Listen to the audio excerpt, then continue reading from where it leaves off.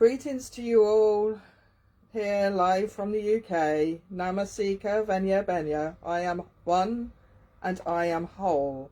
Horus and I extend blessings to each and every one of you, dear family and friends of light.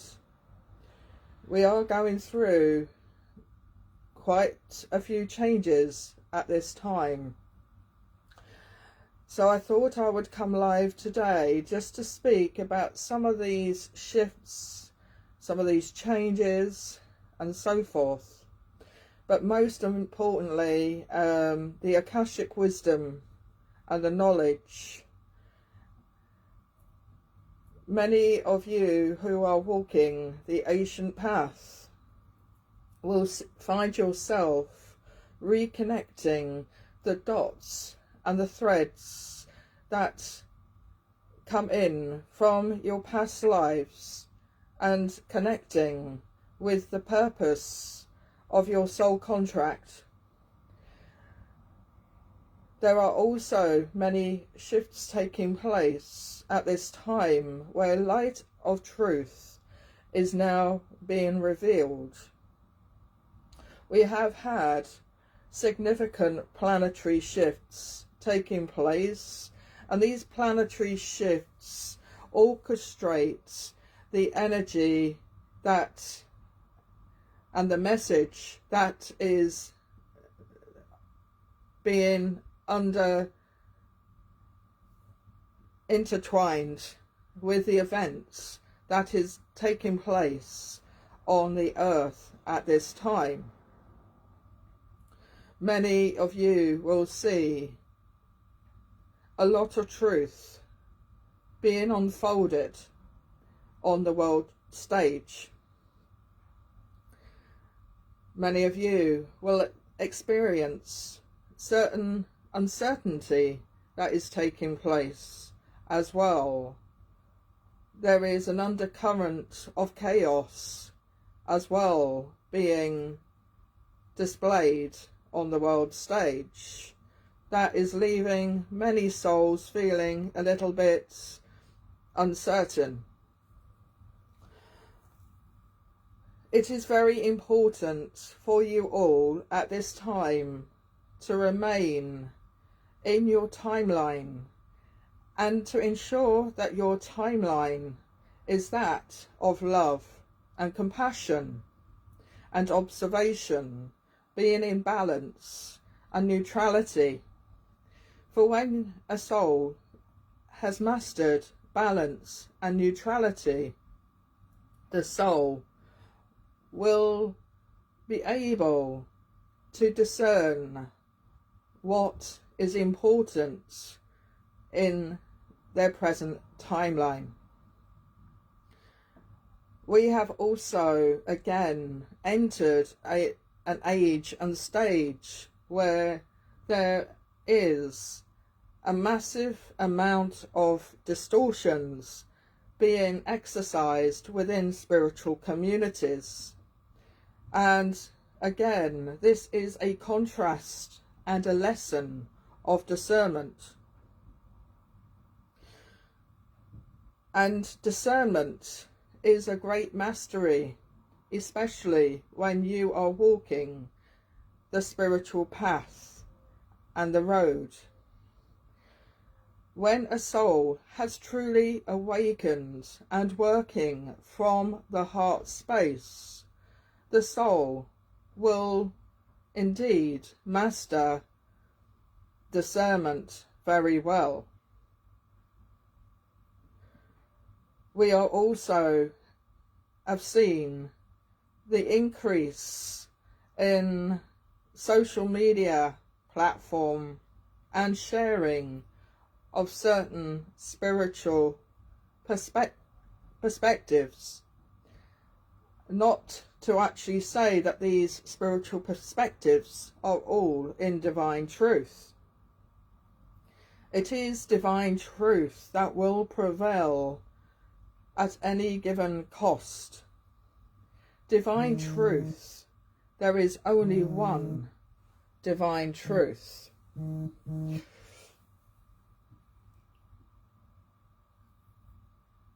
and very many perceptions of this divine truth. It is important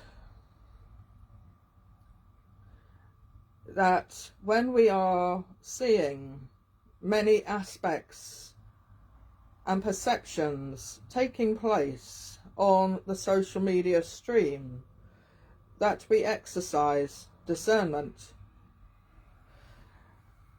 It is part of the soul's path to search for that truth.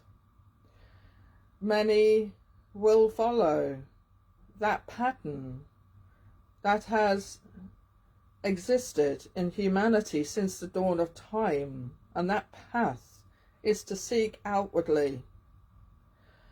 When you are truly spiritually awakened, it is part of that soul's path and mission to be seeking more inwardly. When we seek more inwardly, we are indeed connecting with the spirit world to the higher dimensions. We are increasing our frequency and our dimensional awareness. We are reconnecting with the virtues. And it is the virtues that sit at the very centre of our heart space.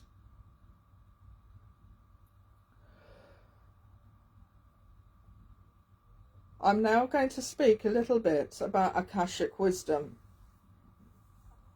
The Akashic Records is there to serve a main purpose, and that is for you to reconnect. It is a healing tool for you to understand what is happening in this now, to understand your soul mission, your soul purpose, and the lessons that you have learnt through this time and space in the present current lifetime. The connection with the Akashic Records will also help you to understand those threads of past lives that is sourcing your soul contract. And prior to when we have incarnated on this planet, we have orchestrated that soul contract. And that soul contract is where we have chosen our family members, our connections, our date of birth and our date of passing, and all the lessons that we have chosen to accomplish in this lifetime. Most importantly, those threads from past life could be residue of karma that we must balance out in this lifetime. We are not healing the actual past lives, we're healing the present. However, there could be residual energy coming in from those past lifetimes that is affecting us now by means of patterns and behaviours and connections with other people that we have encountered in past lives. And it could well be that we are redistributing karma and redirecting it. And the power of karma, when it's mastered, is always to our benefit and to the purpose of healing. The law of cause and effect is what you give out, it shall be returned. So if we have mastered the law of cause and effect, we can then understand that if we are operating from our virtues, that energy of that virtues will be returned back to us. I also want to speak about truth and divine truth and discernment. When you have reached a higher level of consciousness and you are seeing the face of distortion in front of you, and you want to go in and teach and educate that person, like I do, and it happens to me all the time on social media, it's done from the space of the highest level of love, because when you are in a higher frequency and higher awareness and you are educating, now that person has two options. That person can sit. If that person is in humility, they will sit and listen and ask, why and where have I gone wrong here? Can we speak about this privately? 9 times out of 10, they don't want to do that because they are in their own bubble. They're in their own agenda. They're in their own frequency and ego. And ego plays a big part of not wanting to explore a higher possibility. I see a lot of mediums are working in accordance with their resonance and in accordance with their frequencies. And as a medium myself, I have come to understand that spirit guides and mediums are all working at different levels of consciousness. They are working at different levels of frequencies. And even as an Akashic regressionist, I'm working with the Akashic records, and has been noted amongst other regressionists, including Dr. Michael Newton, who's got many books out there, will actually tell you that spirit guides are all working at different levels. Therefore, a medium working with a spirit guide, if that spirit guide is not working at a higher level of frequency and knowledge, will not match the knowledge of a medium that's working at a higher frequency. I've had this as well with other mediums, not understanding the level and language that I deliver from Horus, because when I'm delivering messages from Horus, it is distinct. And this is a key point, because when you are working authentically with a spirit guide, right, you will get that level of knowledge and frequency, especially if you are bringing them through in trance. Trance is different to channeling. Channeling is when you are going in at a rapid speed and connecting with your higher self, and you are channeling aspects of your higher self. So channeling, you will go in and it's rapid. So I can go in just like that and bring a message in from my higher self. When you're going into trance with a spirit communicator, it takes at least 3, 4, 5 minutes for the medium to actually really bring that spirit communicator in, because there are mechanics behind that connection with the medium and the spirit guide. So the spirit guide has to blend and converge and energetically converge with the consciousness of the medium. So the medium, it's kind of like the medium steps to one side to allow the spirit communicator to speak. The medium in trance, in full trance blend, right, will be giving you the spirit communicator. You will feel the energy. You will probably see the spirit communicator overlay the medium. That happens to me a lot. When Horus comes through, I become masculine. A lot of people will see that Elaine's not there now. There's a masculine presence.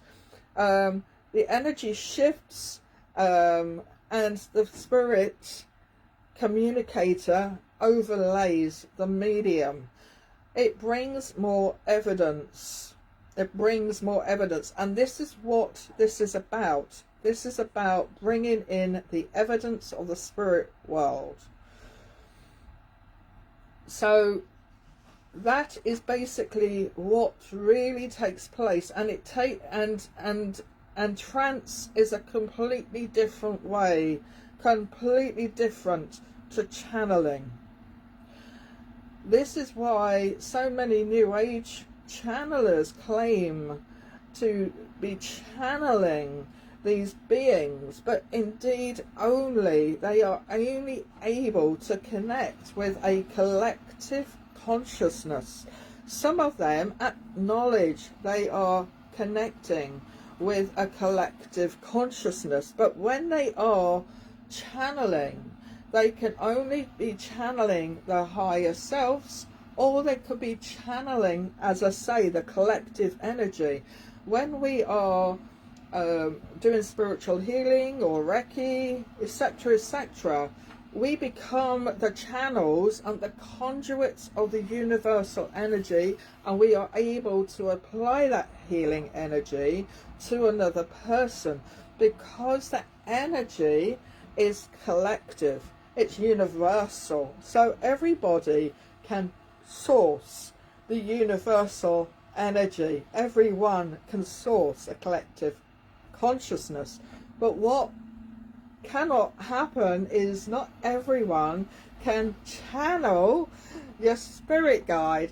So you're not channeling your spirit guide. A spirit guide is a being that is not in physical, but they have a presence.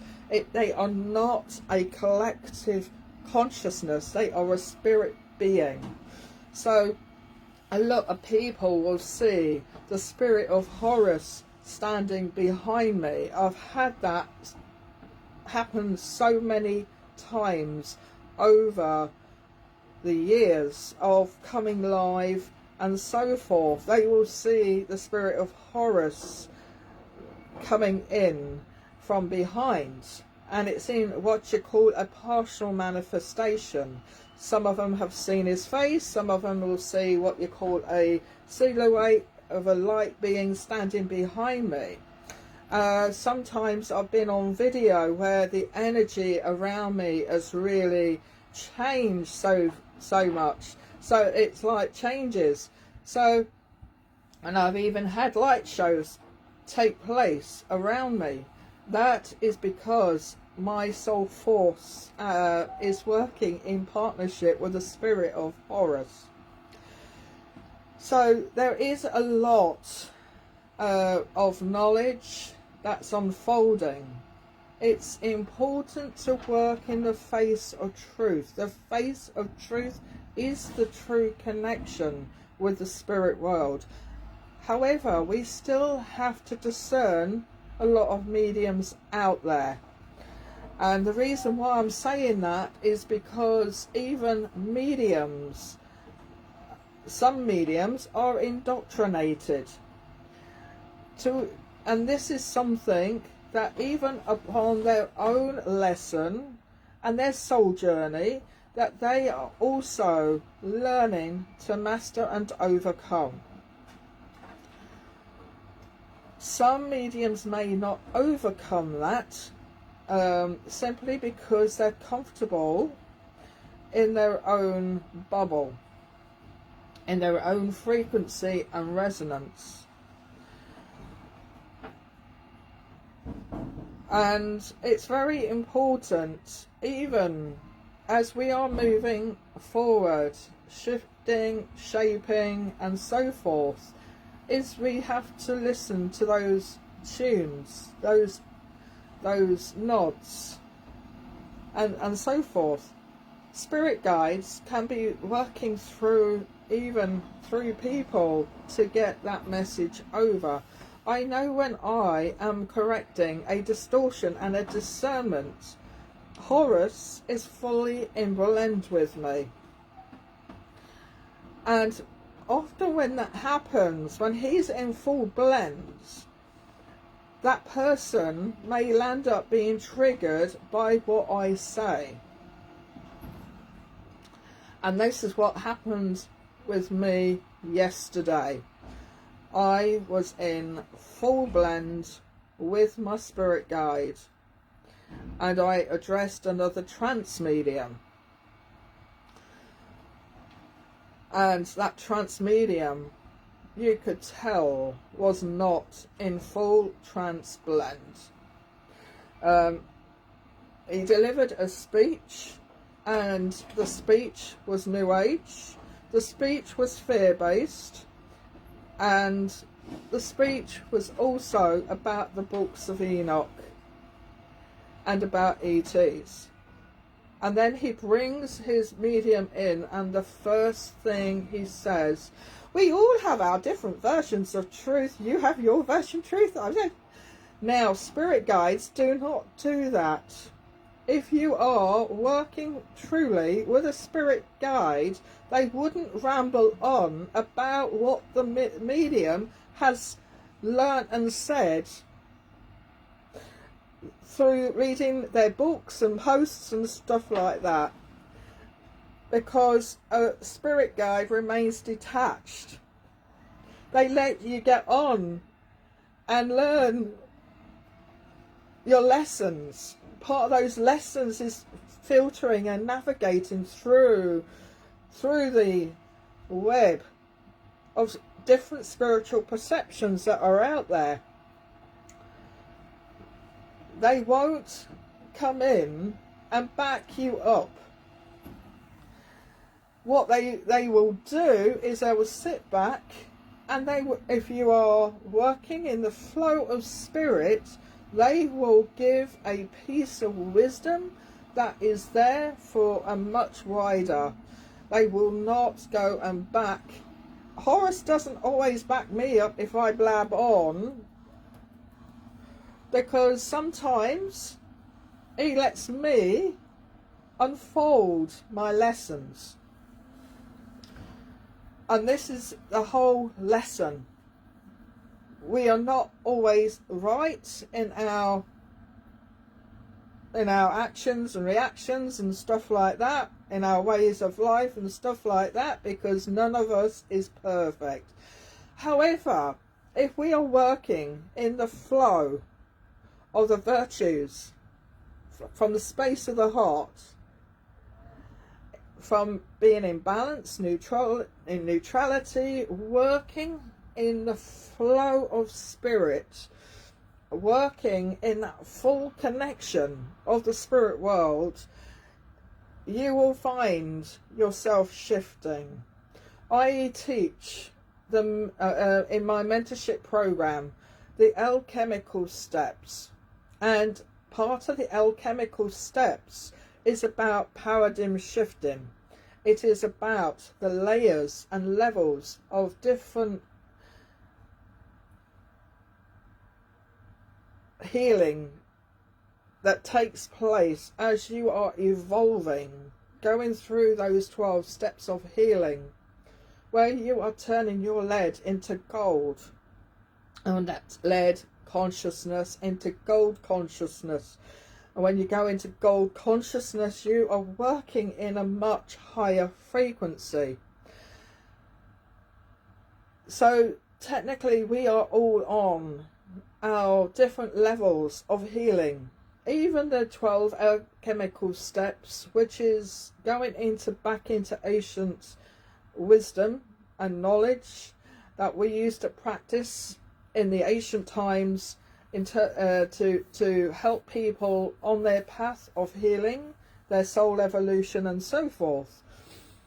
We are constantly shifting, and this is what the alchemical steps is indicating as we are going through those layers and having those banana skin layers being peeled back off of us, the layers of trauma that we are releasing, and we come into that higher level of consciousness. We are, constantly stripping back, and as that is happening, we are going higher and higher in frequency, even though we don't realize it, because even though we're in higher frequency, we've still got to deal with everyday life. But as we are dealing with everyday life, you will find that you will deal with everyday life differently to how you would have dealt with it 5 years ago.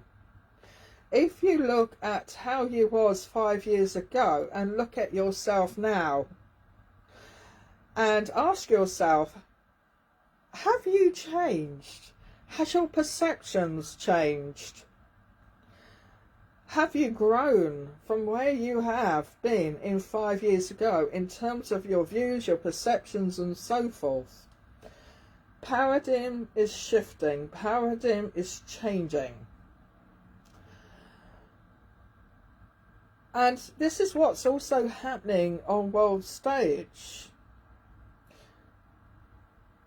You only have to look at what's happening in the United States of America right now in comparison to 5, 6, 7, 8 years ago, and how things are beginning to change. I knew stuff was going to unfold 8 years ago that is now unfolding now. And then that impacts on the perceptions of the people. So use what is happening in America right now and how things are beginning to shift and change. Energy is fluid, it's never static. And truth, divine truth, will always prevail. This is what it is about. To be a light worker is also to be a shadow worker. We can't just work with light without working with shadow. And to work with shadow, you have to work with shadow from a space of love, compassion, balance and neutrality. Because the shadow also serves a purpose. It is a contrast. It is a lesson. And it's not there to be judged. I'm going to finally conclude with sending love, light and healing to all of you who are in need of it, to all those who are in hospital, all those who are being cared for, and all those who are in need at this time, to those who are experiencing warfare, famine. I also want to extend healing and love to those who are facing end of life and to the loved ones, and also to the animals who are in need of healing and who are also facing end of life. So it is, and so it is done. I leave you with every blessing. God bless you all, and namaste. Thank you.